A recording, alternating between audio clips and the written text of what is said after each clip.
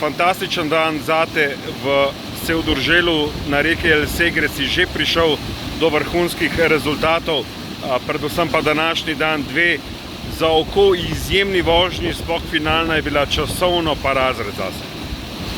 Ja, zelo vesel sem, da sem v bistvu v finalu pokazal izjemno vožnjo. Polfinale je bila lepa vožnja, kontrolirana, brez kakšnega prešeška.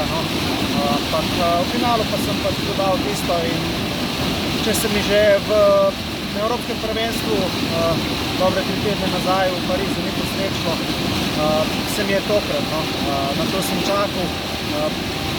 Pripravljalno obdobje je bilo zelo dobro, tudi pripravljalne tekme sem ves čas uvrščal na stopnički in sem vedel, da sem dobro pripravljen, tako da danes sem dobil samo potrditev, da lahko z mirno glavo grem naprej. Predvsem pa sem vesel, da sem po letu dni zopet na stopničkah. Po vseh težavah, ki sem jih imel v preteklih letih, poškodbo, posledično tudi operacijo in tudi lansko neuvrstitev na olimpijske igre. Tako da ta zmaga tukaj mi pomeni toliko več zaradi vseh težav.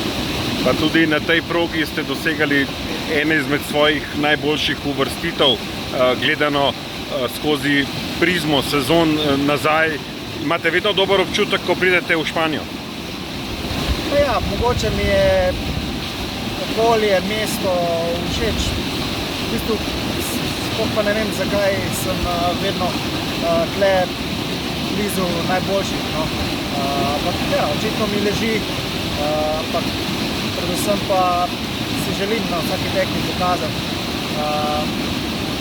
s kakšnega testa sem, če sem sposoben in nočem samo na eno prizorišče zmagavati, želim si zmagavati na vsaki. Sezona bo pa še dolga? Ja, v bistvu smo šele na začetku, to je druga tekma. Kako sem rekel, Evropsko prvenstvo je za mano, mi se je šlo, tukaj se je šlo, zdaj da se moram dobro spočiti in pripraviti naslednji teden na drugo tekmo svetovnega pokala, potem pa glavni cilj, pa vemo, svetovno prvenstvo v Avstraliji. Tudi tam sem že večkrat bil, proga mi je všeč, tudi mesto, tako da se že veselim nadaljevanja sezone. Luka, kako pomembno je tudi za izkušene tekmovalce, da na začetku mednarodne sezone pridejo, ne vem, do rezultata, ki zadovolji apetite? Ja, pač seveda je malenkost lažje, ampak čez teden dni bo nova proga,